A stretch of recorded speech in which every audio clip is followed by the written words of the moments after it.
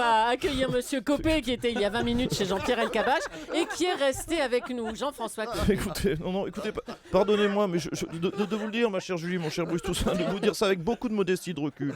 J'ai beaucoup de considération pour votre rédaction, mais je trouve le spectacle qui est donné ce matin dans votre radio, dans votre rédaction, est totalement lamentable.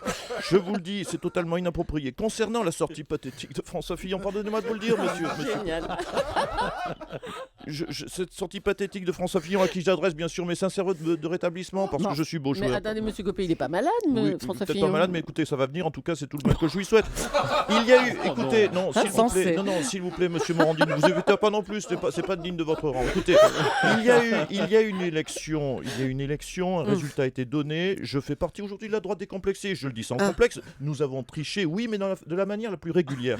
Alors, bah oui, mais attendez, il y a quand même ce résultat des Dom-Tom qui fait basculer le scrutin en faveur de François Fillon, notamment à Wallis et Futuna. non, mais écoutez, pardonnez-moi de me répéter, même Julie, mais c'est une situation ubuesque et totalement ridicule. Pardonnez-moi de me répéter. On a oublié de comptabiliser quoi 3 villages de cases à Wallis et Banania, la belle affaire. Oh, mais enfin, écoutez-vous, mais Non, mais c'est écoutez, raciste, enfin. C'est Wallis et Futuna d'abord. Non, mais écoutez, ne me faites pas dire ce que je viens de dire, Madame Julie.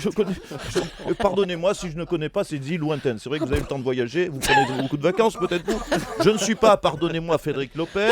Alors, s'il faut prendre maintenant une pirogue pour aller en rendez-vous en terre inconnue pour voir ce qui s'est passé là-bas, c'est déjà beau que nos amis de couleur aient le droit de vote. Si en plus il faut dépouiller leur bulletin, pardonnez-moi. Mais c'est horrible la réponse. Non, mais écoutez, s'il faut ouvrir chaque noix de coco dans les dom-toms pour savoir si un bulletin glisse à l'intérieur, si un bulletin Fillon, non, on n'en sortira pas, pardonnez-moi de vous le dire. Je le dis avec beaucoup de modestie et beaucoup de... Bah écoutez, moi, en tout cas, je constate que vous êtes de plus en plus décomplexé. Il y a vraiment que ça à dire. Non, mais écoutez, je vois votre refrain, éculé, bien sûr, le refrain, Copé, l'horrible raciste. Non, mais s'il vous plaît, si vous prenez un petit peu de hauteur. J'étais dans ma ville de Mont pour visiter une mosquée. Sachez que je respecte beaucoup les musulmans et leur prophète malhonnête. Alors, c'est pas malhonnête, c'est Mahomet.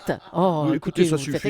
Écoutez, ne jouez pas sur les mots, ne jouez pas. Le sujet est clos, l'élection est actée et validée. Les bulletins ont été comptés de façon tout à fait régulière par l'huissier de justice en charge de ce dossier, Maître Gilbert à Paris, qui peut vous les recompter devant vous. Alors écoutez, vraiment.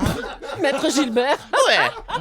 Moi, je peux vous dire, j'ai vraiment recompté un à un les bulletins. Ouais. J'ai vu tous les noms. Et alors ? Oui, l'élection est régulière. Il n'y a pas eu de bulletin en liberté. Ouais. Bon, bah alors dans ce cas, bah oui.